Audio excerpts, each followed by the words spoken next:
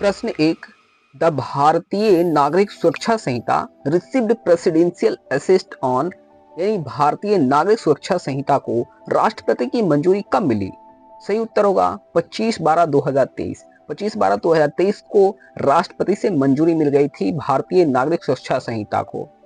प्रश्न 2, द भारतीय नागरिक सुरक्षा संहिता is enforceable from, यानी भारतीय नागरिक सुरक्षा संहिता कब से लागू है?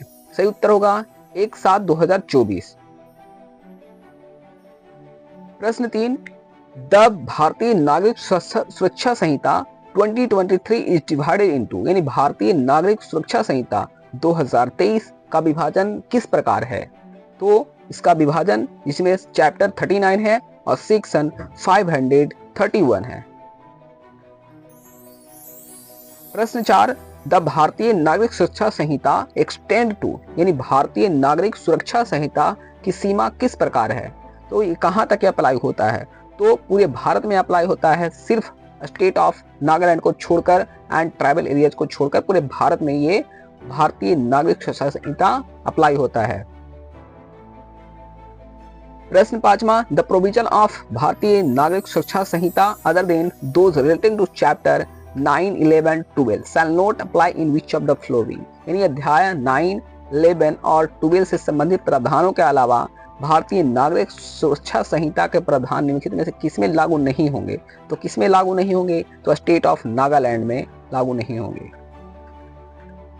प्रश्न 6, what is the meaning of tribal areas for the purpose of section 1 of the BNSS, यानी भारतीय नागरिक सुरक्षा संहिता के धारा 1 के अनुसार जनजातीय क्षेत्र का अर्थ क्या है? तो इसका अर्थ क्या है? Assam as prescribe in para 20 of 6th schedule of constitution. इसका यही अर्थ होता है, इसका यही पर्पस होता है, इसका यही मीनिंग होता है, यानी संविधान की 6ठी अनुसूची के पैरा 20 के अनुसार असम ये होगा। भारतीय नागरिक सुरक्षा संहिता के धारा 1 के अनुसार जनजातीय क्षेत्र का अर्थ ये होता है। अब प्रश्न है बेल एंड बेल बॉन्ड से। प्रश्न 7वां, the term bail has been defined in which section of Bharatiya Nagarik Suraksha संहिता, यानी भारतीय नागरिक सुरक्षा संहिता में जमानत शब्द किस धारा में परिभाषित है?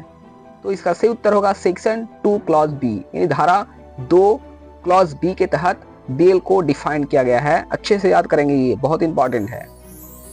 प्रश्न 8वां, bail as defined in BNSS means release of, यानी भारतीय नागरिक सुरक्षा संहिता में जमानत का अर्थ है। जमानत का अर्थ क्या है भारतीय नागरिक सुरक्षा संहिता में? तो इसका अर्थ है person accuse of an offence, यानी अपराध का आरोपित व्यक्ति, और दूसरा person suspected of commission of an official, यानी अपराध करने का संदेहपद व्यक्ति। ये दोनों अर्थ इसका बेल का होता है।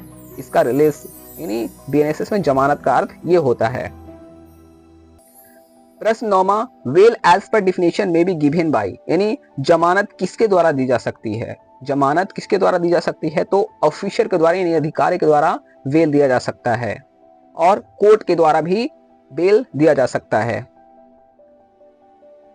प्रश्न 10वां, the term bail bond has been defined in which section of Bharatiya Nagarik Suraksha संहिता, यानी भारतीय नागरिक सुरक्षा संहिता में जमानत यानी बॉन्ड, जमानत बॉन्ड शब्द किस धारा में परिभाषित है? तो जमानत बॉन्ड यानी बेल बॉन्ड किस धारा में है? तो सेक्शन 2 क्लॉज डी में इसको डिफाइन किया गया है, बेल को डिफाइन किया गया है। प्रश्न 11, the term bond has been defined in which section of Bharatiya Nagarik Suraksha संहिता, यानी भारतीय नागरिक सुरक्षा संहिता में बॉन्ड किस धारा में परिभाषित है?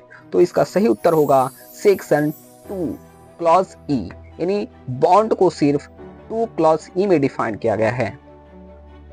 तो साथियों, अगर अगला वीडियो हमारा well and non वेलेबल and cognizable and non cognizable से होगा। अगर आपको वीडियो पसंद आया है तो लाइक, सब्सक्राइब एंड वीडियो को शेयर कर दीजिए। मिलते हैं अगले वीडियो में, तब तक के लिए धन्यवाद। जय हिंद।